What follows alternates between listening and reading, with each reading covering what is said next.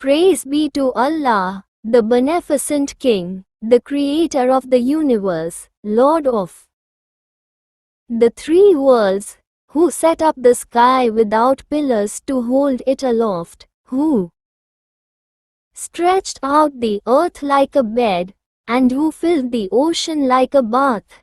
Lend me the art and the craft of she who outwitted a great king, of she who for 1001 nights captivated the Shah, while she threaded her plots around him, the woman whose stories helped conquer the all-powerful man and prevented him from carrying out his terrible intent. I speak of her, Scheherazade, the greatest storyteller the world has ever known. She lived in a time of sorrow, for the ruler of the land held in his heart an awful grudge against all women. This grudge had terrible consequences for every family in the land. But it was not always so. He began his reign with a kinder heart. His name was Shahryar. He was in the fullness of his youth and power, but as yet without a wife. One evening he stood with his younger brother, Prince Saman, on the balcony of the palace, which overlooked the pleasure gardens. They watched a young serving girl as she stepped out to the fountain to fetch water. Shahryar whispered, "See, brother, is she not as lovely as the moon and as graceful as a gazelle?" But Zaman replied, "Do not let your eyes deceive you. Although you are older than me, and more powerful, yet I am more experienced in the ways of women, for I already have a wife. I tell you, no woman on earth has a pure and faithful heart. Each day I watch my queen. I see her give a visiting prince such a look that makes my blood turn angry. But it does not stop there. She gives the chief chamberlain a cheeky smile that is quite inappropriate. Why, the day before I left my palace to pay honor to you, I saw her whispering to the cook. She brings nothing but shame upon me." Shahryar laughed. "My younger brother, you have been looking pale and ill of late. Now I know the cause. Jealousy is eating you up because you have such a lovely wife." At this Zaman became quite offended, but he replied in no more than a mutter, "My brother, you will learn for yourself in due time." Shahryar was ready to marry. It seemed that wherever he looked he saw a beautiful woman, but none so lovely as the one the two brothers encountered the very next day. They got up at dawn to go hunting. Just as the sun was spreading its gentle rays, they rode their horses side by side along the seashore. Walking towards them, along the deserted beach, they saw a girl whose loveliness brought to mind the words, "She rose like the morn, as she shone through the night. When she unveiled her face, the sun grew bright." As the brothers drew near to her, she gave them the sort of smile that gladdens a man's heart, and Shahryar said to his brother, "I would not be ashamed to take her for my queen." But no sooner had he spoken, than a huge wave came curling into the shore, and standing on top of the wave was a great genie. His skin was orange, and his eyes blazing red.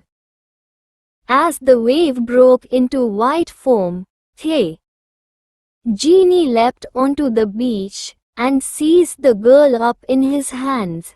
He turned his awful eyes on the brothers, and they were so full of fire that they feared his gaze might burn them up. Then he spoke. His voice was terrible, but his words showed that he intended them no harm. Hear me now and learn from my troubles.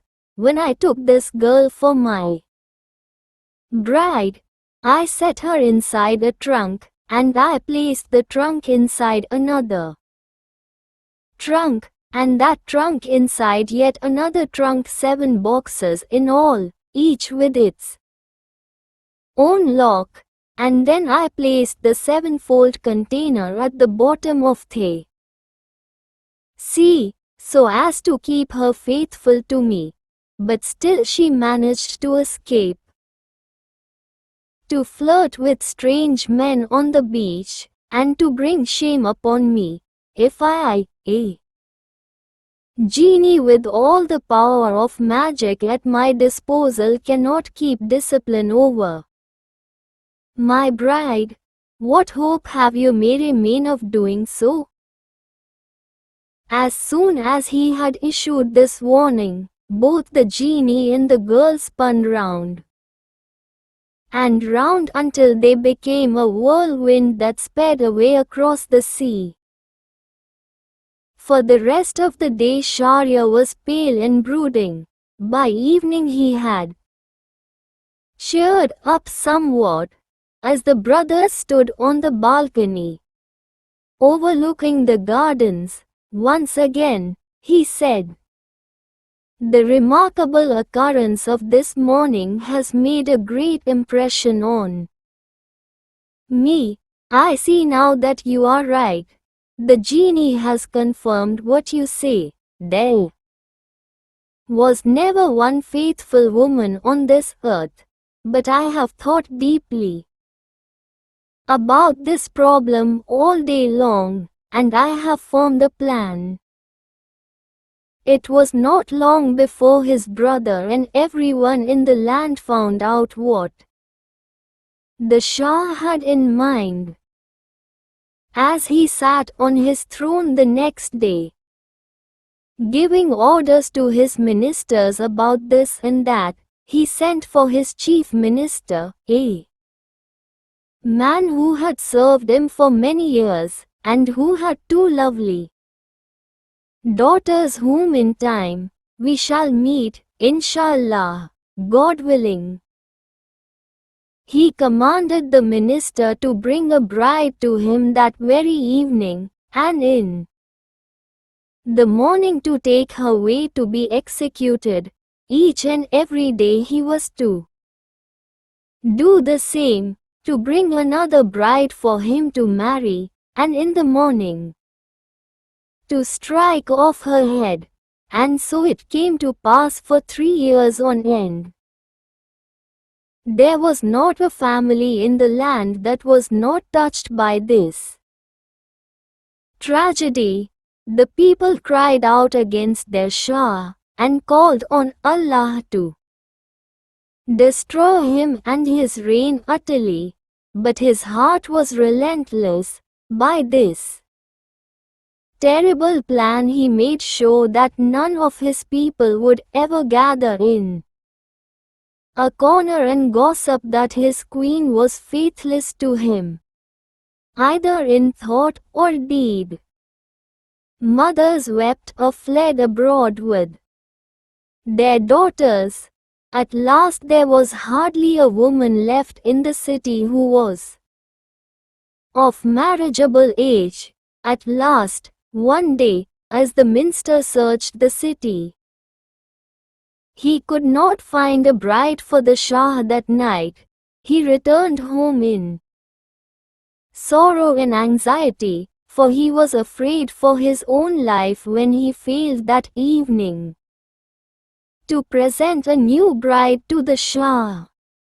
Now he had two daughters, Scheherazade and Dunyazad. Ending is long like Ad. The eldest had read all the books, legends and stories in the library of the palace.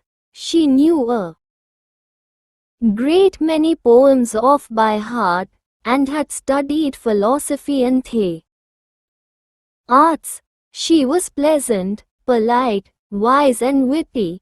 She saw that her father was looking sad and she quoted some lines of a poem to him. Tell whoso hath sorrow grief shall never last, even as joy hath no morrow, so woe shall go past. When the minister heard these words from his daughter, he told her the cause of his sorrow from first to last. When she had heard it all, Scheherazade exclaimed, "How long shall we endure this slaughter of women? I will tell you what is on my mind. Take me to the Shah this night. Let me be his bride. Either I shall live by my wits and save the daughters of this land, or I shall join those who have perished already."